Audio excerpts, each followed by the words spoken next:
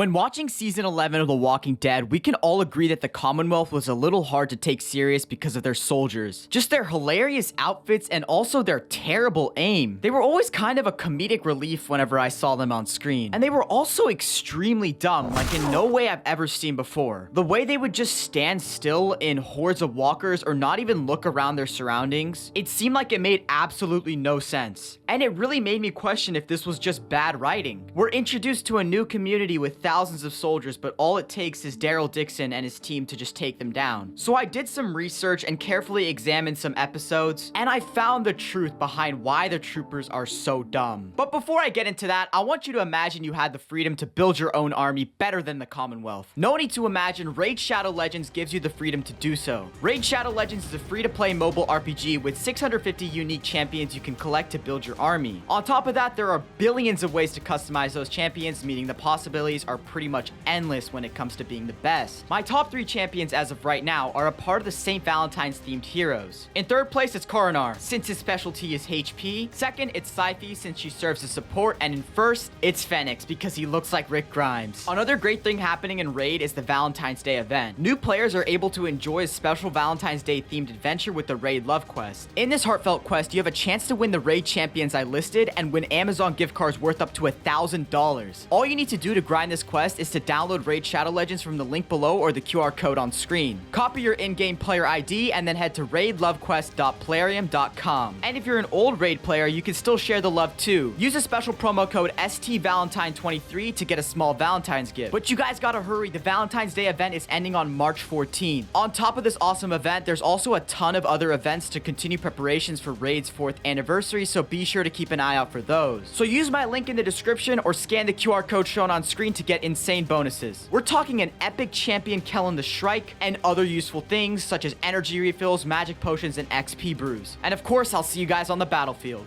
Now, where were we? Oh yeah, why is the Commonwealth so dumb? Well, after doing some research and gathering information online from different sources, I've come up with 3 theories that are very well likely answers to this question. First, outdated training. Second, improper armor. And third, bad writing. Let's start off with the first theory, outdated training. In order for me to explain the outdated training theory properly, we have to look back on certain moments of season 11, which is pretty notorious for being the season containing the most filler in the show's history. But what if I told you this filler might have the answers behind why the soldiers are so stupid? In a specific episode of season 11 titled New Haunts, we have a part that shows Daryl and Rosita doing their first training exercises to become a Commonwealth soldier. And originally when watching this scene, I wasn't surprised when Daryl and Rosita both aced their way through it and eventually became soldiers, but when watching it again and actually examining the course, it gives some crucial information behind the intelligence of the soldiers. The course began when Mercer divided Daryl and Rosita into 2 separate teams. Daryl and Jake. So Jake.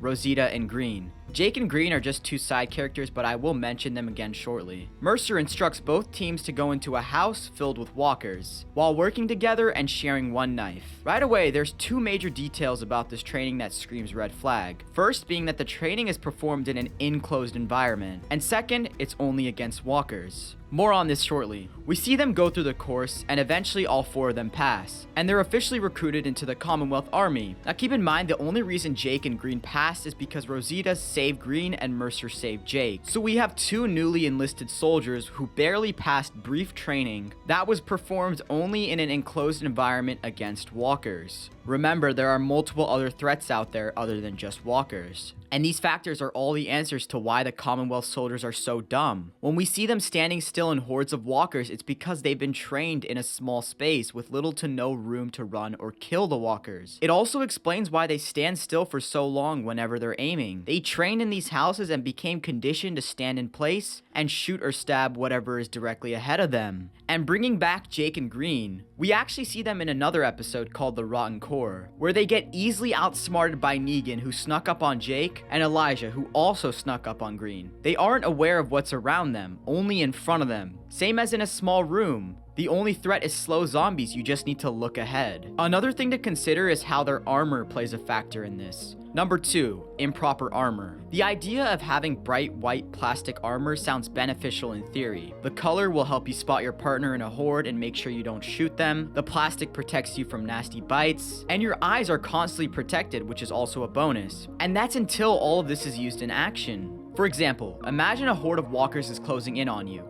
and you have to do swift movements and run your way out. Would you rather be in unprotected clothing with a machete, having nothing slowing or weighing you down, or be in bulky plastic armor wearing goggles that destroy your peripheral vision, but also have a gun? Personally, I would rather be in the first. Human instincts and adrenaline can do wonders as long as you're fit physically and not wearing heavy clothing. But from what I've gathered, I don't think the Commonwealth has faced any major threats in the time before our group took them down. They most likely just had soldiers guarding the gates and shooting walkers when necessary. And as for how they actually got or made this armor, there's no real definitive answer, but I really like what this Reddit user said right here. My guess is they found a warehouse full of hundreds of pieces of paintball armor and decided to use it, thinking it would be a good uniform / means of protection for their military. And given how it's clear the Milton family doesn't really care about its citizens, it's not surprising they're having them use armor that doesn't equate well to actual combat scenarios. That makes sense, it's illusionary armor.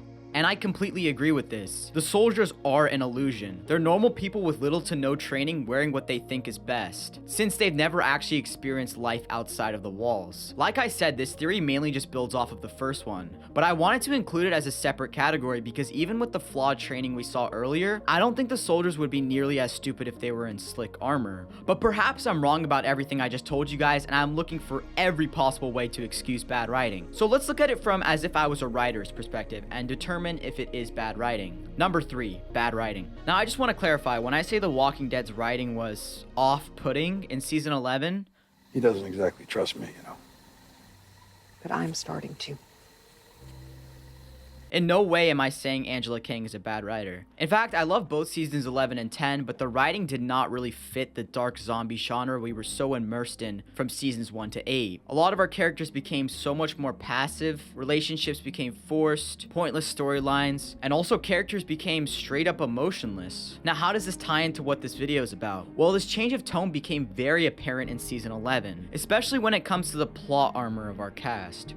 You see, when I say the Commonwealth soldiers are actual idiots, I mean only at times when a character we know is present. The instant we're shown a scene with a soldier and a background character, we're looking at a completely different type of threat than what we're used to. During the part where Negan and Ezekiel are stuck at the labor camp, we see 3 survivors who take their chance to escape when the guards aren't looking. Unfortunately, they get spotted and the soldiers gun them down, not missing a single shot. Keep in mind, in this exact episode, Daryl, Carol, and Maggie get into a shootout with multiple soldiers who miss every single shot. And this firefight went on for around 2 minutes, yet not a single shot was hit by the soldiers. And that is bad writing. You just can't make a menacing threat if every time they're in the proximity of our main characters, it ensures they no longer know how to function properly. It ruins the stakes. And I don't think Angela Kang is at fault for this. It can be pretty overwhelming to introduce the show's biggest community, yet still make things realistic. Out of the 3 theories I went over in this video, I think it's a mix of all 3. Everything I explained makes sense when you connect the dots. The training scene we saw was definitely a great example of subtle good writing. It shows the goofiness behind the curtain of the biggest community we're introduced to.